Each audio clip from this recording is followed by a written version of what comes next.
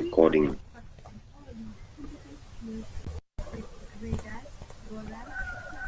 Now, in this chapter, by the end of it, we should be able to describe the different types of equipment in service. Also explain factors that affect their selection. And lastly, we should be able to understand their use, care, and how to maintain them. Those are our objectives for this unit, or not unit, but this title chapter.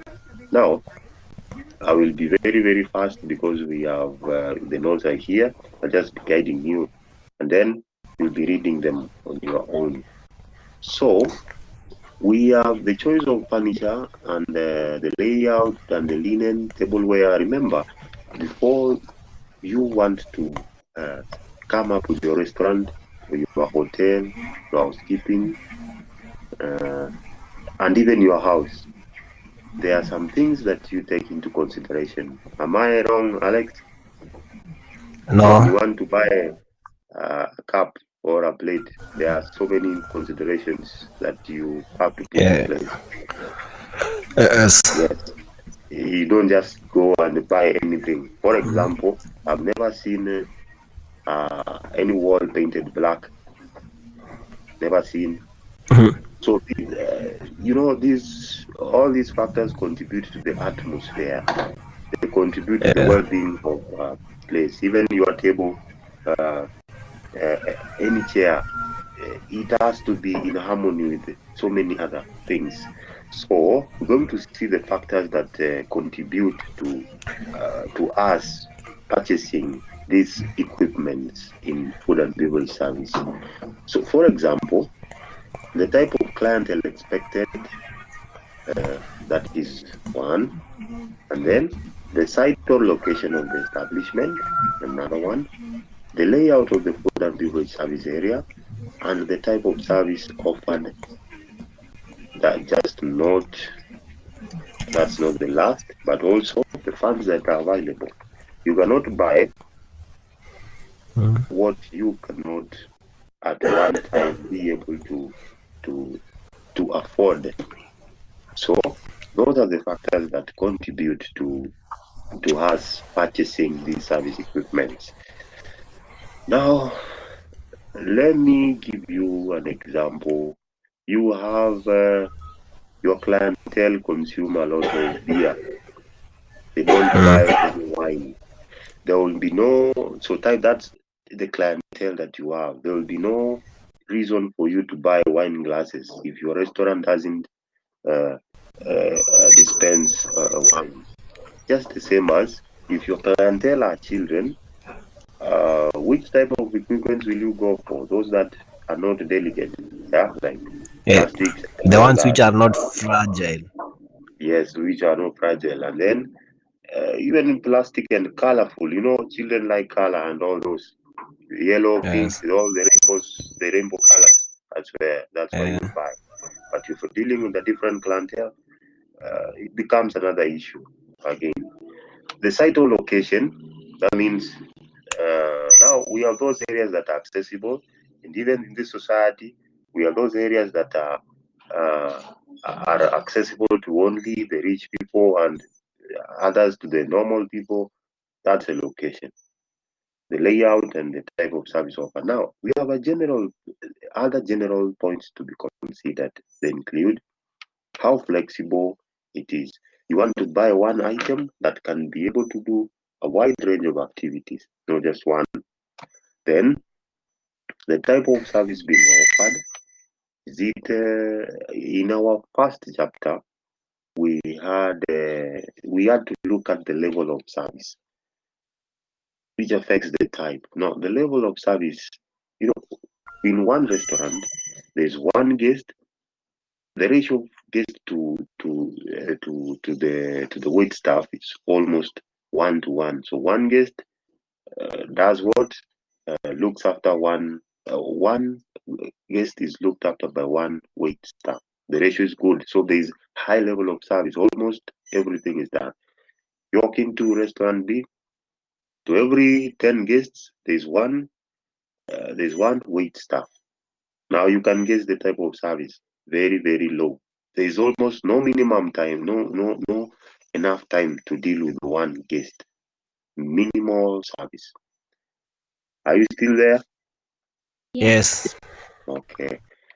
Type of customer type of that nothing like this exists. Type of customer design is not. That was a mistake. Color. Color is a factor. Before, like we said, before you buy anything, there has to be harmony. There is design. You cannot mix up colors and end up like it's a rainbow. I mean, you are painting some rainbow in your house. That's not good. When you buy items, you must make sure they are durable. Nobody wants to go to the market every day. They have to be those machines. They have to be easier to maintain. And then there has to be stackability. How easier are they? Easy to stack one on top of the other. When we're talking about stackability, plates come into our mind more often than any other equipments. Costs and funds available, that's a very important thing. You cannot buy very expensive items that you don't have. You have to work within your budget. Replacements, can you find them? Storage, rate of breakage. You want to buy those that do not break easily, and we have them. Shape is also an important factor. Psychological effect on customers and the delivery time. So, equipments. Now, in food and beverage service areas, we have what we call food and beverage service areas. An area of particular importance is what we call the still room. Now, the still room is a storage for equipment that we use in the restaurant, and we shall see it's not only for storage but also for other supplies that we need in the restaurant. Now, the equipment found in a still room is fairly standard, and there tends to be a considerable amount needed because of the wide range of food items offered and the need to ensure their proper storage. Now, preparation and presentation. Not just for the storage but also for preparation and presentation. Now, the following are examples of equipment that we need. One is the refrigerator. You can see its use to store your milk, cream, butter, fruit juices, etc. We have hot and cold beverage making facilities. For example, we have a coffee making machine and all that. There has to be large double sink and draining board for washing up purposes. Dishwasher. Now, there's some noise coming from one end. I don't know which end it's coming from. Can you mute your microphone unless you are talking? If you know you are in a noisy place, yes, that's good. Salamanders or toasters. There is a sandwich toaster, bread slicing machine, worktop and cutting board.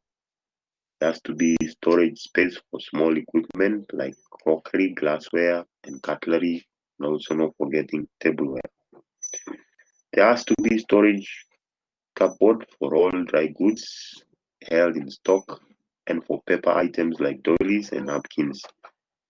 And coffee grinding machine to ensure the correct grind of coffee for the brewing method, and also has to be an ice maker. Now, these are machines. Next are provisions, items, supplies that we need in the still room. The first one, all beverages. You want them, you will get them here. Coffee, tea, chocolate, tisans, bogni, bovril, horlicks, all those beverages. Others are proprietary beverages.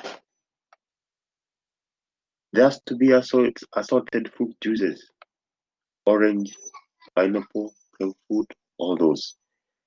You will find milk, cream, and its alternatives. Alternative to milk and cream could be butter, could be yogurt, all those.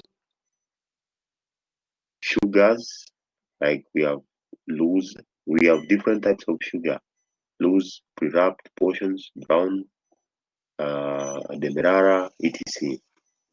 Then you can imagine all the preserves, marmalade, cherry, plum, raspberry, all of them could be found there. Butter, either passed through a butter pat machine, curled or pre-wrapped portions, and also butter alternatives. Sliced and buttered brown, white, and malt bread. Every kind of bread here. Rolls, imagine them, brioche, croissants, bread substitute items, gluten-free, rice, crackers, all of those. Dry crackers, we have assorted breakfast cereals. Imagine cornflakes, muesli, and so on. Toasted scones and tea cakes. And lastly, pastries, gatos, and sandwiches. These are the provisions on there. Now, crockery. Let's start with crockery. We have different crockeries. The biggest one is what we call the joint plate. This is the biggest plate, 25 centimeter. I don't know if it is in this picture, but we can assume it is down here. That's the biggest joint plate, 25 centimeter in diameter. The next one is the soup plate in diameter. It is 20. It is 20. The fish plate is also around that diameter, 20. But there's a difference between the soup plate and the fish plate. Our soup plate is not here, but it's much more. It has some. It is more bowed. It's not shallow like the rest. There is also a side plate which is small than all these sweet plate and the fish plate.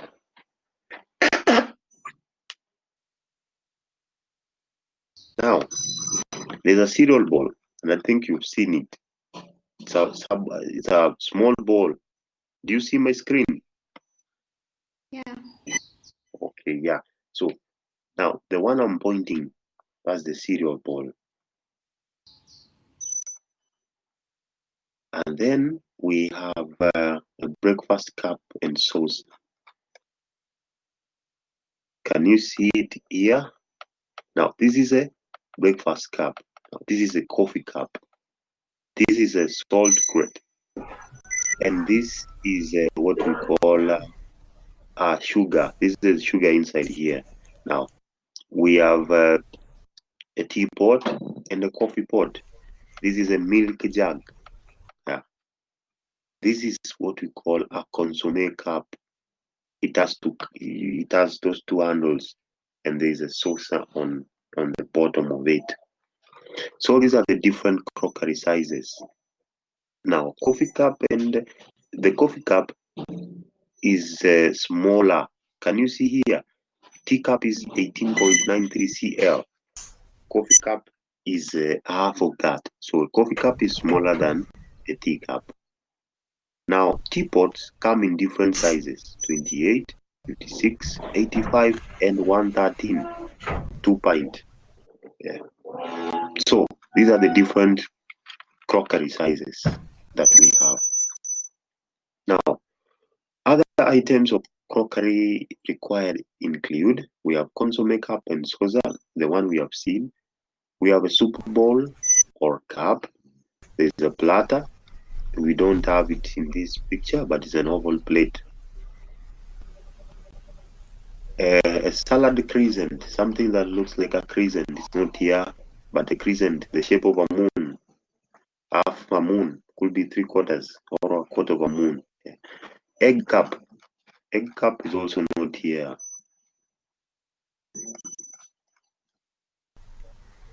We have a butter dish, a teapot, hot water jug.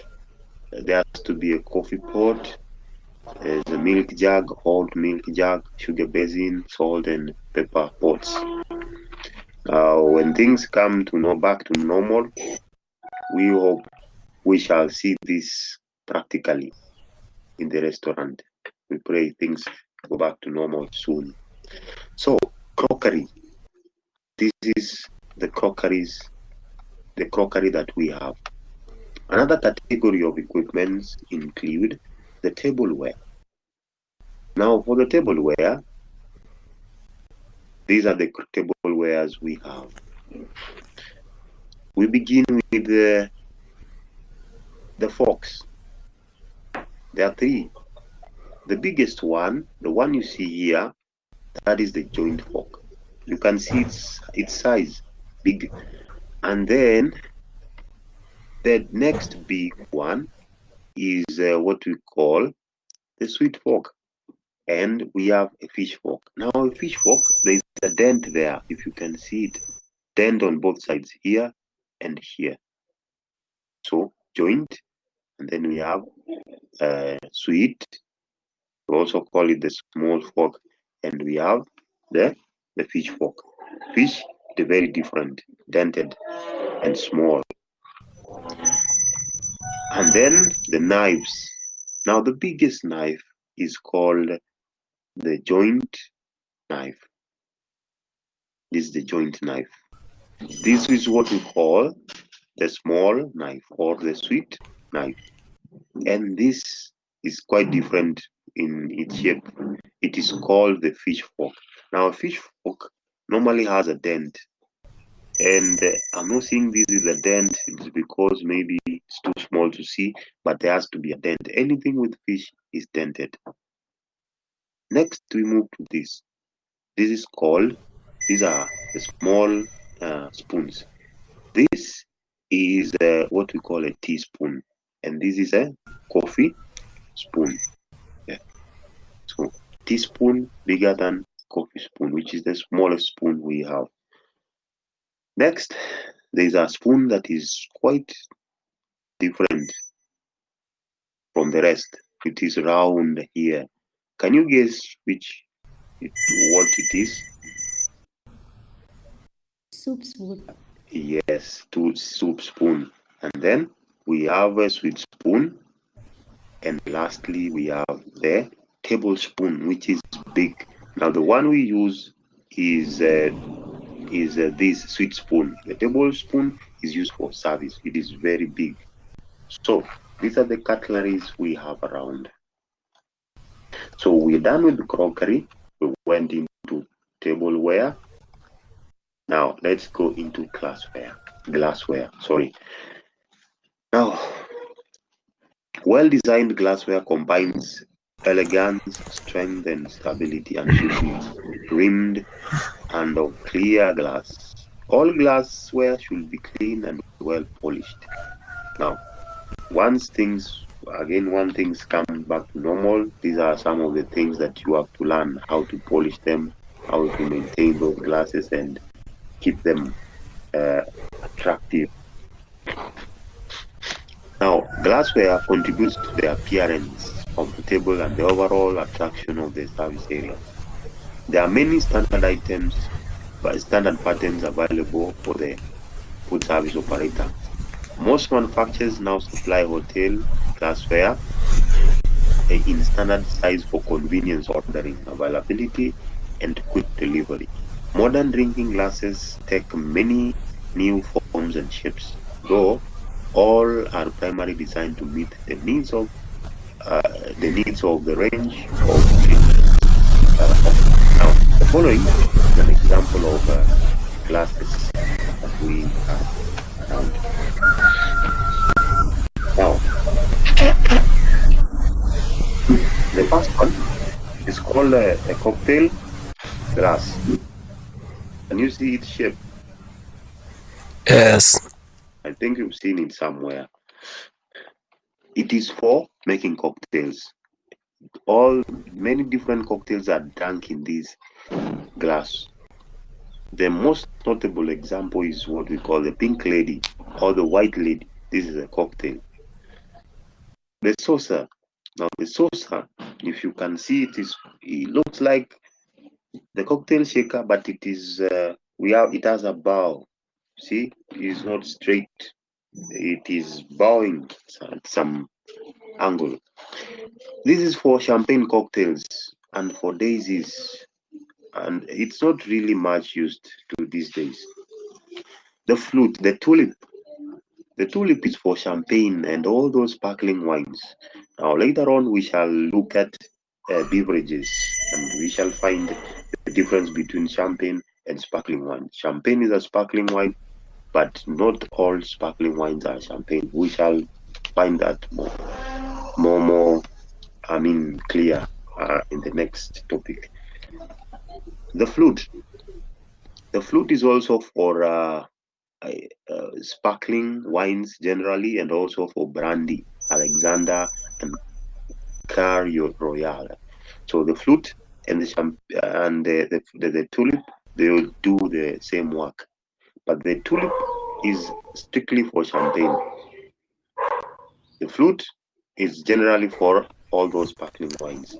Paris goblet, it is found in variable sizes and used for wines, waters, and beers. Also used for cobblers. This is a type of a cocktail. A cobbler is a type of cocktail. Pina colada and green blazer. These are all cocktails. Now, a cocktail, for your information, is a mixed drink.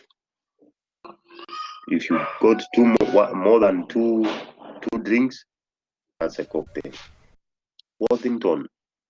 Worthington is for bottled beers, soft drinks, and for pints, coolers, and long drinks such as fruit cups. Rocks. We have this glass which is called old-fashioned glass, also called the rocks. It is well known for one thing, whiskey. And we can also, usually we just shorten it to we call it a whiskey glass. And we use it to consume spirits and mixers. It's also used for drinks such as old-fashioned and Negroni. Highball, used for spirits and mixers and for highballs. Brandy balloon, it looks like, if it was not that shape, it could have been a complete balloon, but because you have to use it to drink, then it's not complete balloon, but we just call it brandy balloon. Now, it's small for brandies and for B&B. These are all cocktails. Next, we have the saw glass for spirits and mixers and for sauce and an alternative to rock glass. You can see it's very thick and smaller. Martini cocktail glass looks almost like the cocktail glass, but this is for dry, medium, and sweet martinis and Manhattans, but also used for other cocktails. I think you've heard about. I'm forgetting this name. There's a very famous cocktail, margarita. You must have heard it somewhere. It is consumed in this cocktail, martini cocktail class. Slim Jim is for spirits and mixers. You can see very slim and tall at the same time. Copita Sherry, it is for sherry. Look at it. Almost looks like the flute, but quite bold. And towards the top, it's actually trying to converge. Elgin glass, look at it, very different. This is traditional glass used for sherry in single and double measure. sizes, also in smaller version and used for liqueurs. Pot or sherry glass used for both pots and sherries. Then we have the lager or the Pilsner glass. It is found in different sizes. And we have the beer, traditional beer glass in different sizes for half and full measures. And of any beer and also beer-based drinks. And lastly, we have this beer glass, the ones with dimples, the mug, big, is also used for beer. So that's it. That's the end of this topic. Are we still together? Hello? Yes, we are together. Okay. So let me share another topic again.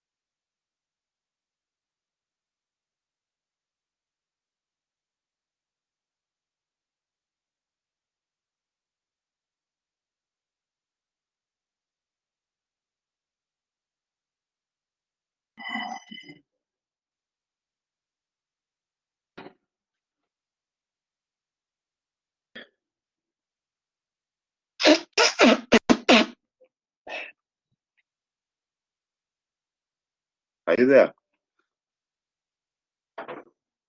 Hello?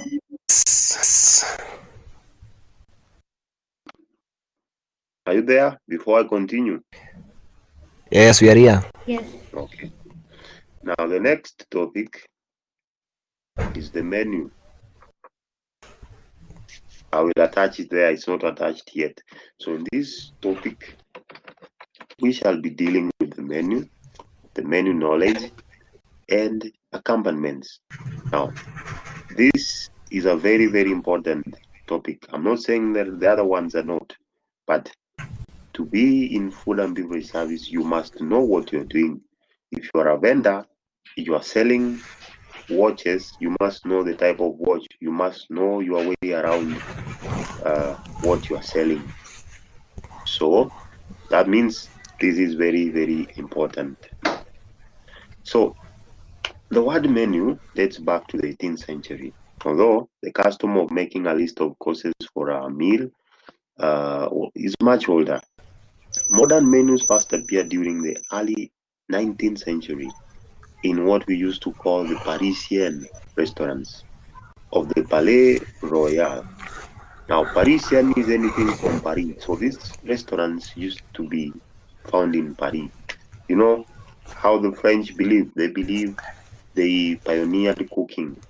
They believe whatever is happening in the cooking world, they are the pioneers. And that is told by the wide range of the terms of cooking that you find in French. I will say 90% of the terms we use in cooking are French. So that aside, these menus appeared in what we call those Parisian restaurants in France. And later they spread to other countries. They adopted the style of service referred to as service a la rose. In this system of service, one course is served after another throughout the meal. You finish one, you go to the next. I don't think that's what happens in our African type of service. Everything on the table. Am I right? Hello? Yes. Yes, everything is at the same time. But in service a la Rus, what do? One after the other. You finish one, clear, bring the next. So, what are the objectives for this unit? By the end of the unit, we must be able to define the meaning of the menu, explain the origin of this menu, describe the classes of the menu we have, and understand the menu accompaniments and garnishes that we have around. So that our work will have been done if we are able to. Now, we have the menu is clearly a selling aid, because before somebody sits down or comes, he has to look at what is available in the menu. Now, the menu might not be that piece of card. It could be a chalkboard. It could be anywhere where you have written it. So somebody has to be attracted to that menu for them to come. So it's a selling aid. Now, the design should be appealing and interesting to the customer so that it encourages them to view contents. The information is supposed to be clear and easily found and followed, and that will make the customer feel more at home and will assist in selling the menu. So what are the design considerations of the menu? They include: one, it has to be of the right size and shape and combined with a good artwork and color. Artwork and color come the same time. A good artwork should be not more than 2 colors, maybe 3, but you make it 4, that's something else. Now I'll ask you, these big companies, you see they work well in 2 colors. Now you see, let's say Safaricom, how many colors does it have? Hello, are you there? Yes. How many colors? Which one and which one? Green and white. Green and white. Yes, green and white. And when they have an advertisement, they use just that green and white, not more than that. So good artwork and color, and also the shape and size. This menu has to be easy to handle, and the information in it should be logical and flowing. Other considerations include you have to provide a clear and accurate description of the dishes that you are selling. There has to be a clear indication of the pricing. You have to state whether a service charge is included or not. And there is the inclusion of dietary information. When you walk into a supermarket, there's always that receipt that you're given. You pay a certain amount, and there's something added there. There's value added tax. If you've ever looked at it keenly, yeah, it's written on it, and so if there's any charge that you're given, it's also indicated there. So service charge, very important in this industry. And the other information, these days we have different problems, different health problems. So it is good to provide dietary information. There are people who claim they are vegans, others are vegetarians, others, and all those types of health problems. This information is needed. Now, menus can be presented in the following ways. It can be in single laminated cards. The majority of them are presented this way. It can be fold-out cards with inserts from the size A5 and above. Your book is A4. Now, how do we name papers? A5, which one is bigger? A1 or A4? Which one is bigger, A1, A4? A4. A4 is bigger than A1. Yes. Now, A4 is bigger than A4 is bigger than A5. Hello. Yes. Are we in the same page? Yes. Okay, let's leave that for the moment for today. Now, from the size A5, half of A4, that's the A5. So we can do A5, A4, A2, A3, like that. iPads, they can also be presented in iPads. Chalkboards. You've walked through town and saw so many chalkboards with the menus written on them. Whiteboards too can be used. And sometimes we have printed signs for those technologically advanced countries with the printed signs which are illuminated from behind. And one that is out of this world, projections on tabletops.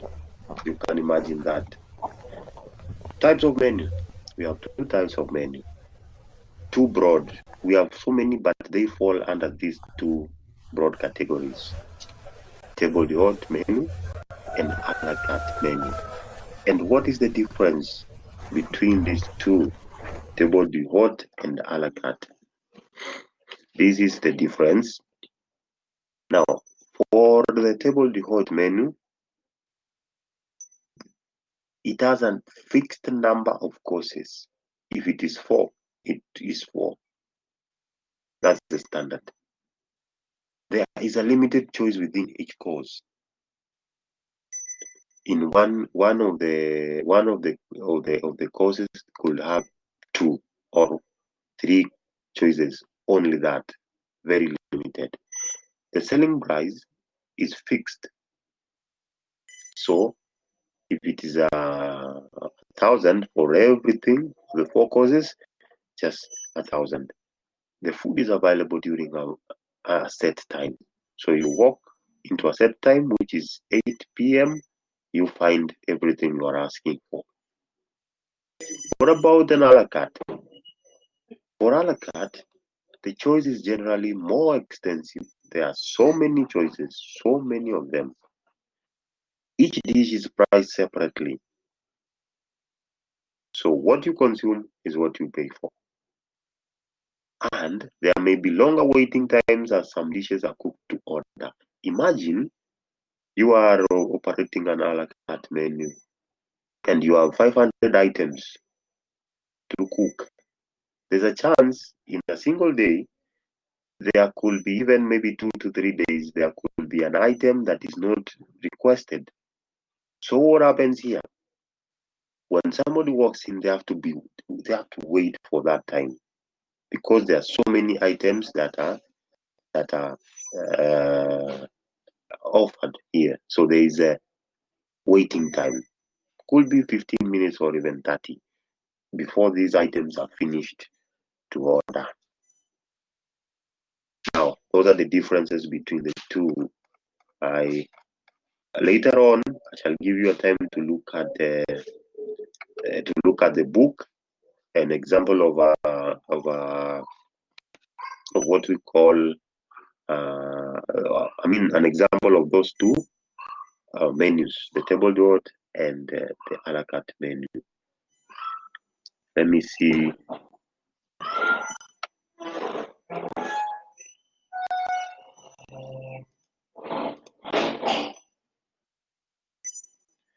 So, are you still there? Yes.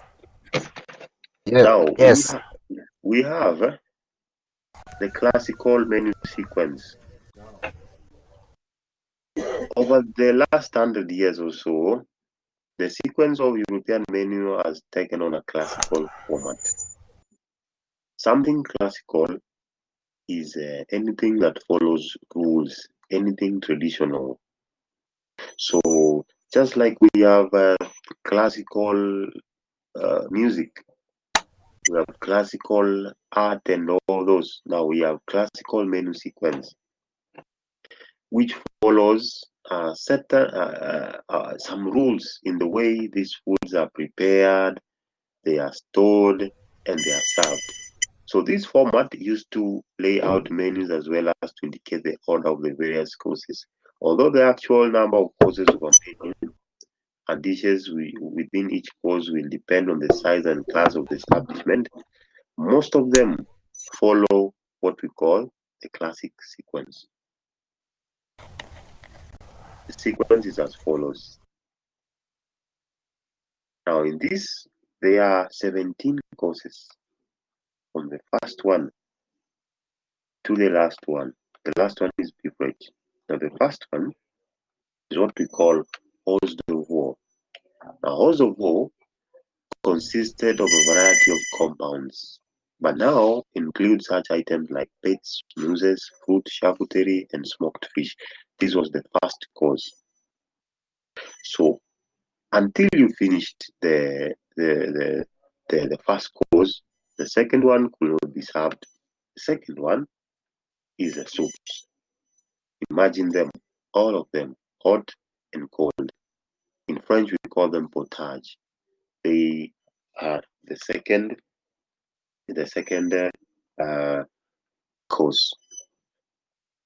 So after the second course, which is called the potage, we go into egg dishes.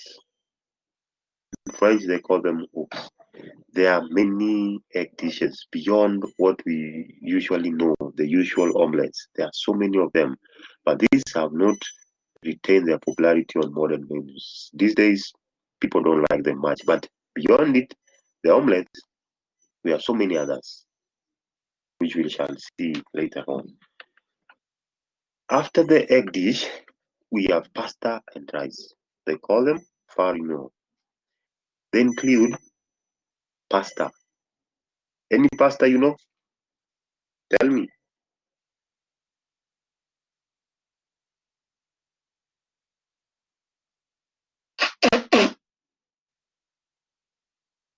Hello?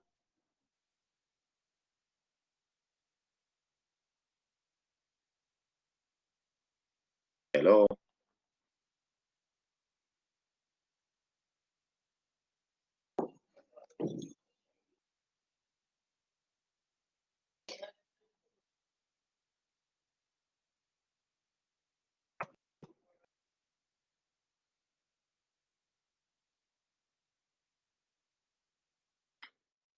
Are you there?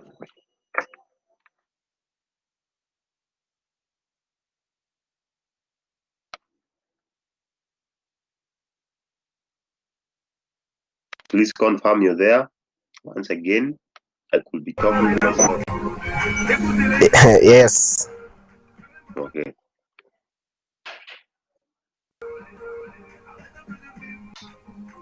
Now we enter the sorbet. Sorbet is a pause. We call them a culinary pause. After going through all those 6 courses, somebody had to rest here before they continue on their culinary journey. So, traditionally, they were sometimes called granites. They were served to give a pause within a meal, allowing the palate to be refreshed. They're usually frozen water ices, often based on a sweetened fruit juice, and may be served with a spirit, liquor, or even champagne poured over. Now, Russian cigarettes were also smoked at this stage. So this is a sorbet. Frozen ices, champagne sometimes, spirit served here. After the sorbet, we have the relief. This refers to the main roast or other larger joints of the meat which would be served together with the potatoes and vegetables. After the relief, is the roast called roti. The term refers to roasted game, specifically game or poultry. Vegetables, legumes, you can imagine them. they found here. Asparagus, artichokes, any vegetable served here. Salads, it's called salad. So often refers to a small plate of salad that is taken after a main course or course, and is quite often simply a green salad together with its dressing. Cold buffet or buffet foie. This course includes a variety of cold meats and fish, cheese and egg items together with a range of salads and dressings. Cheese, it's also called fromage. Any cheese you can imagine, blue, white, all those cheeses, they are here. And cheeses, as we will notice here, are served with accompaniments. These accompaniments include biscuits. We have biscuits, and besides that, we have water, Rivita, digestive, cream crackers. All those are types of biscuits. There are breads, celery, grapes, apples, and chutneys, which are served as accompaniments. After the cheese, we have sweets, also called entremets. So this refers to both hot and cold puddings. Then there is the savory. Sometimes simple savories include Welsh rarebit or other items on toast or in pastry or savory sopas. There is a fruit, so-called dessert. Fruit, nuts, and all those candied fruits are served here. And lastly, but not least, we have beverages. Traditionally, this referred to coffee, but nowadays we have a wide range of beverages, including tea, coffee, as well as other proprietary. We also have milk drinks and proprietary drinks such as Bovril, Horlicks, and Ovaltine. So these are the 17 courses. We call it the classic menu sequence, the classic course. Now, do something else.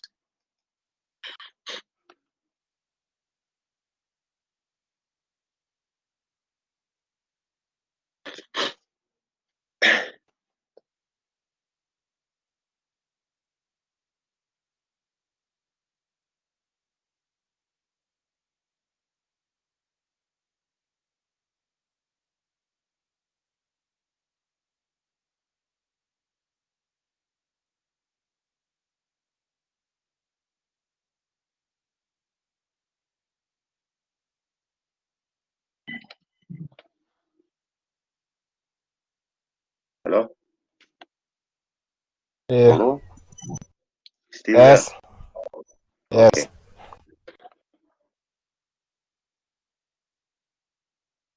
Now, the next thing we do is the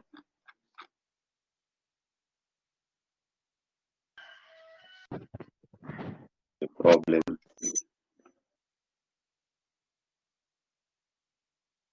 So, the classic menu sequence. We have classes of menu, which we said table dot and a la carte. And then let's look at menu development. But before that, just mentioning other types of menus. We say there are two, table dot and a la carte. But we also have many others. Breakfast, like breakfast menus and afternoon teas. We have floor room service menu, and we have event menus. These are all in this book. There's a book I'll send you. So how do we develop menus? How do menus come up? Let's talk about menu development. Now we will look at two. The principal influences on the extent and style of menu, and also the principal influences on the content. Now, extent and style. So we are talking about how big is your menu, how sophisticated it is, the style. and what is going to affect them, what is going to influence these menus in this style, the size and also the style. So principal influences on extent and style of menu. Now, decisions on the extent and style of menu will take into account the following: the location of the establishment. This is both in terms of access for your customer and for obtaining the deliveries. For example, Nairobi is accessible by air, by sea, not by sea, but by air, and by road, and even by rail. So, in terms of supplies and even customers, you can find almost everybody. A Chinese in Nairobi, Russian in Nairobi, everybody in this part of the world, from this part of the world, could be found. What can we say about, let's say, Garissa? Not accessible. So the menu will be very simple and not very sophisticated. Available kitchen space and equipment. Now, if space is limited, then the storage, preparation, and service of the menu will be restricted to a small menu which will be put in place. The knowledge and ability of the kitchen staff. If your kitchen staff are not well trained, keep it simple. The level of service being offered. If you are offering a very high level of service, then you could try a very big menu, a very sophisticated menu. But if you know your level of service is low, then keep it simple. Opening times and also the number of covers to be served in a specific time. Those affect the they affect the extent and the style of the menu.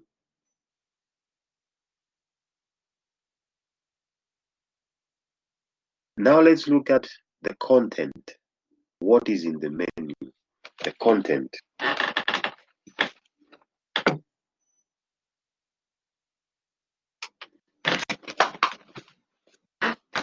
Now, the content, are we still together? Yes. Yeah? Yes. Yes. Yes. Now, the content, this is contained. I mean, what is found in the menu? Now, we're not talking about the style or the size. We're talking about what is in this menu. So, these days, the following affect the content. The relationship between health and eating. We have dietary requirements.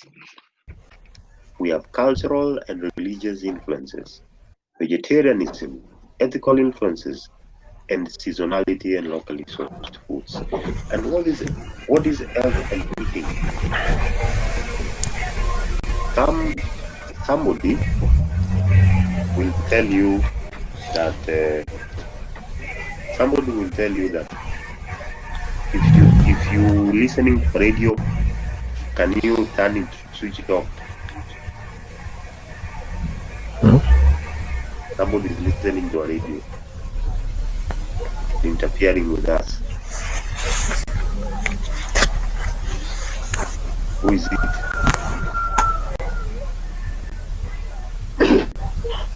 I'm waiting before we continue.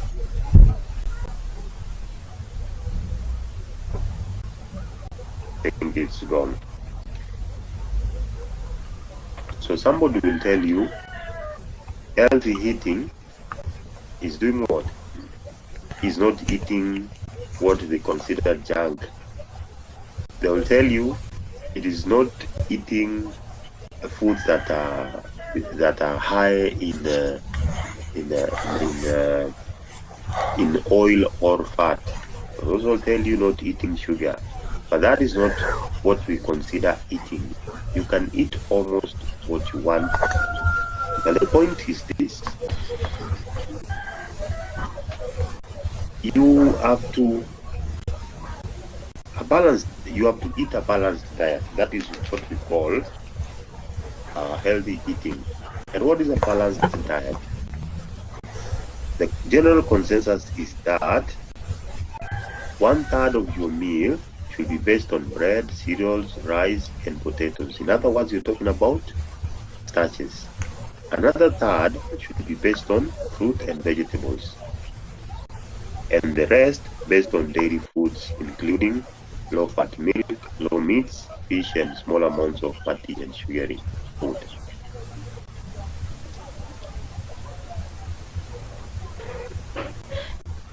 There's one page note here, don't know the problem.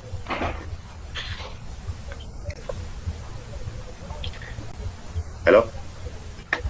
Hello. Yes. Still there? Yes. So what I was saying is this. Doesn't matter what you eat, but this is what is supposed to be done. A balanced diet. So 1/3 vegetables, 1/3 breads, and another third what? Meats, fishes, and all that. Allergies. Now we said we talked about dietary requirements. Because of so many conditions these days, people require so many other restrictions to help them. When they are eating. For example, we have people who have allergies. They eat peanuts.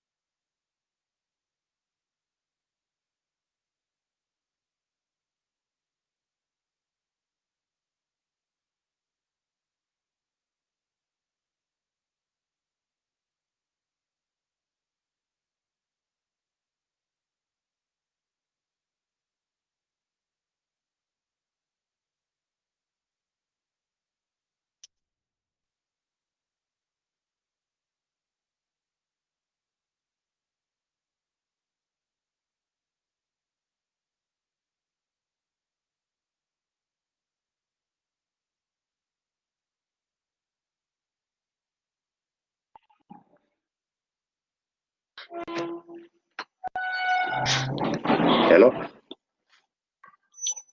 Hello. Hello? Sorry for the Hello. interruption. Sorry for the interruption.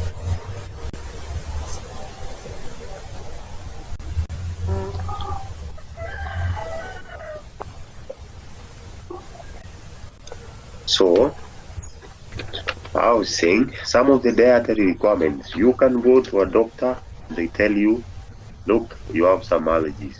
So this is what you need to do. You need to abstain from fish, eggs, or tropical foods because they are interfering with your with your health. Or they can tell you are diabetic. So what does the diabetic person do? Make sure whatever you do, whatever you eat is low cholesterol, and avoid dishes with high sugar content. There could be another problem. Low cholesterol. I mean, you are encouraged to eat low cholesterol foods. So your diet will include polyunsaturated fats and limited quantities of animal fats. And then sometimes you are told, look, you have to do what? You have to make sure whatever you do is low in sodium or salt. So whichever cooking method you're using, make sure it doesn't consume much salt. Now, cultural and religious dietary influences. The Hindus, we have different religions. Some are Hindus, others are Jews, Muslims, others are Rastafarians, others are Roman Catholics. So what happens? Hello? Hello. Yeah. Okay, you're still there. So what happens is this: whichever religion you belong to, it influences the way you eat whatever you eat. For example, Hindus, they don't eat beef. The cow is holy, and they rarely eat pork. Many of them will not eat meat, fish, or eggs. Their diet include simply cheese, milk, and vegetarian dishes. That's a true Hindu. What about the Jews? The Jews, they only consume what is called kosher or clean. So they do not eat pork and pork products, shellfish, or animal fats. Muslims do not eat meat of or fat unless it is halal. They buy. Do we have a Muslim here? No. Are you sure? Yeah. I think there's one. The Asha. That Asha. name, yes. Asha is not a Muslim. Are you sure? Yeah, she's not a Muslim. Yeah, but not a Christian either. I don't know, but Not she's not a Christian. Muslim. She can tell us. Yeah. Can she tell us? I'm a Christian. A Christian, I'm how not. comes So, yeah? Muhammad does no Christian. Muhammad Salah. I was a Muslim, but I converted. You converted. Yes. Okay, welcome to Christianity.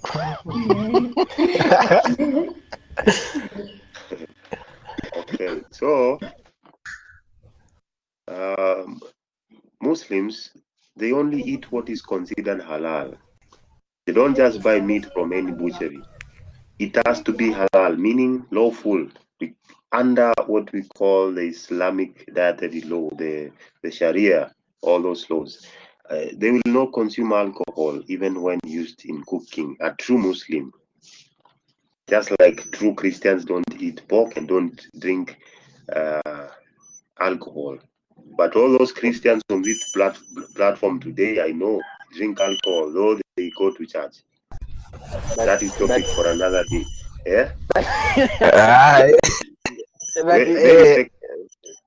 Very fake Christians. Not fake. It is written. It is written in the Bible. That you do what? You have just to take a small amount Small amount, so that but you take and black out. That's not small. That's not small. Now that's indulging now. And then we have Rastafarians. These people believe Babylon will be defeated one day.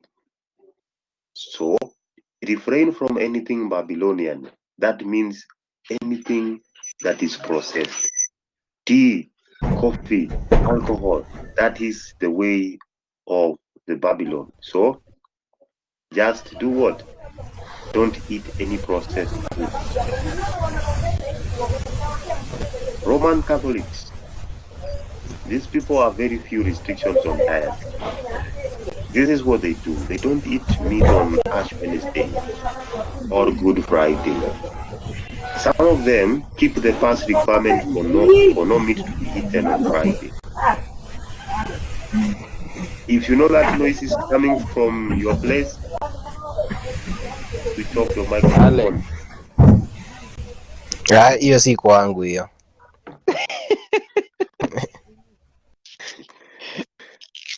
So, like we said, we have culture and religion, which is going to affect your dietary, the content of what you eat. The next is vegetarianism. Now, vegetarianism may derive from cultural, others are by nature, by their culture, vegetarian. Others yet are because of religious reasons. But we have an even smaller number of people who are persuaded to be vegetarians because of moral reasons. Yet, you also have others that are ethical and the others on physiological considerations. But majority of us, we are persuaded to be vegetarian because of what? Because of financial reasons. So when we cannot be able to eat meat, it's because of financial reasons, but none of these. So a moral reason, ethical, physiological, these are some of the reasons why people become vegetarian.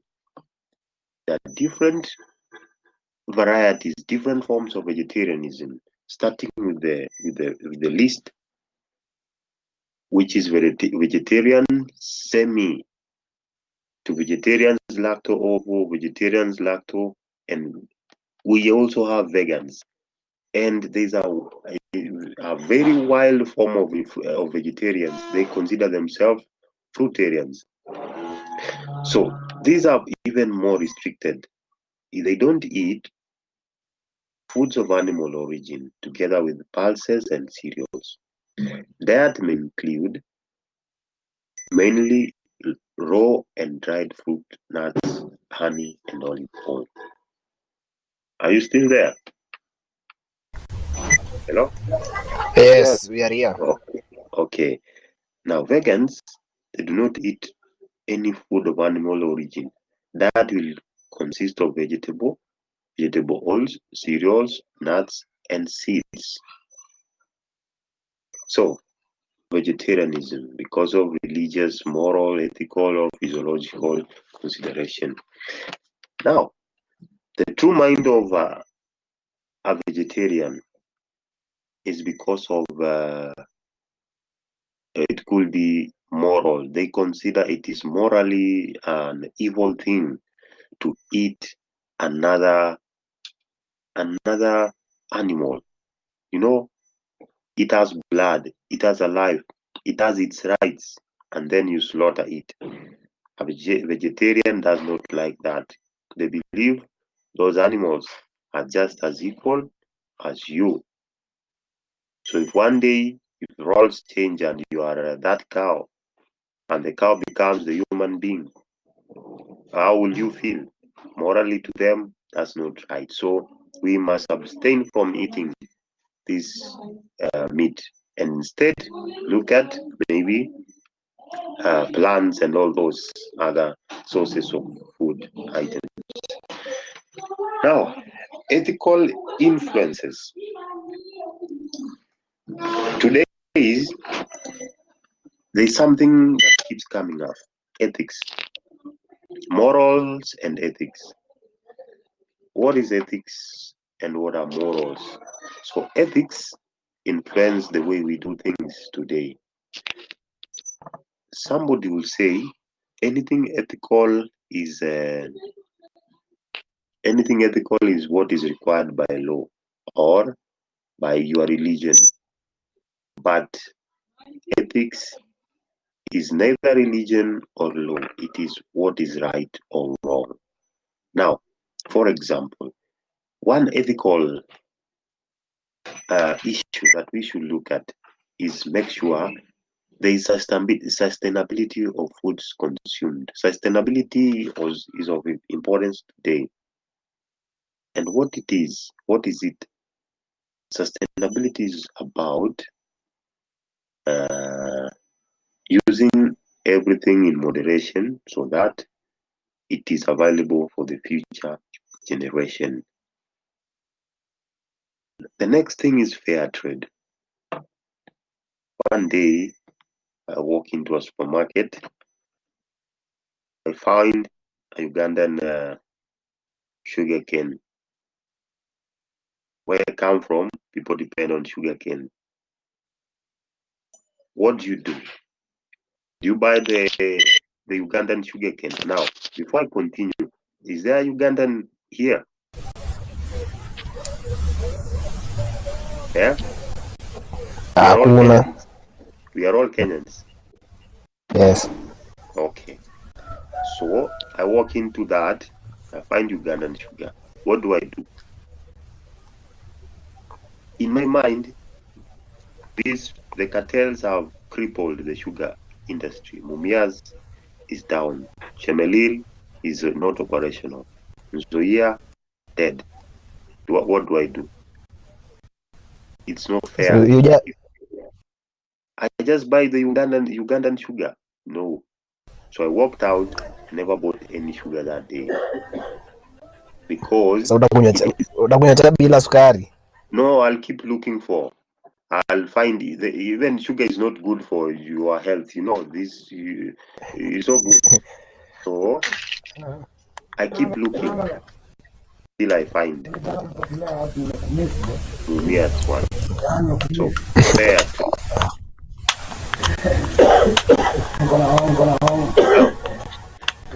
We have acceptability these days. We have genetically modified foods or irradiated foods. They keep telling us GM foods are good. Others are saying, no, you must not consume them. They're bad. So what is what? What do you believe in? Are they good? Are they bad? And why do you believe in them? Or do you just don't care? We have those two people. They say, good, we must continue with them. Others are saying, no, but we don't care. As long as we live. So which is which? As long as we live, wewe unakula kila kitu tu. Now, others are saying this. You know those types of medical, these problems you're having, the cancer, whatever, these very dangerous diseases that are coming. They're coming because of these genetically modified foods. And yet others are saying, what is happening is that we have pollution. The earth is no longer capable of sustaining itself. It is not food secure. So what do? We have to invest in genetically modified foods. So it is good for our food security. It's a topic for another day. But this today depends on how you see it. It's going to affect the content of what you eat. So you'll say no genetically foods. That's why you will find sometimes today you will find restaurants that are serving only what they consider natural, what has been grown without the aid of science, without the aid of chemicals and all that. And you find such a restaurant, people will flock in. So, GM foods. Then we have reduced food packaging and food wastage.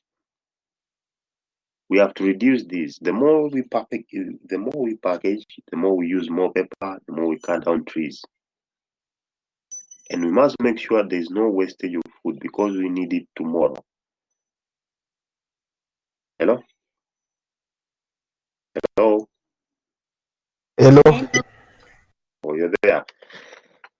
And then we have to reduce the effects of food production and transportation on the environment generally. So, we transport, we use a lot of fuel, a lot of aeroplanes, and we pollute the environment. Now, ethical. Now, before we continue, I want to hear what you need to say concerning this issue of genetically modified foods. Any school of thought is good. Just tell us what you think. Who do we start with? Alex. Alex, are you there?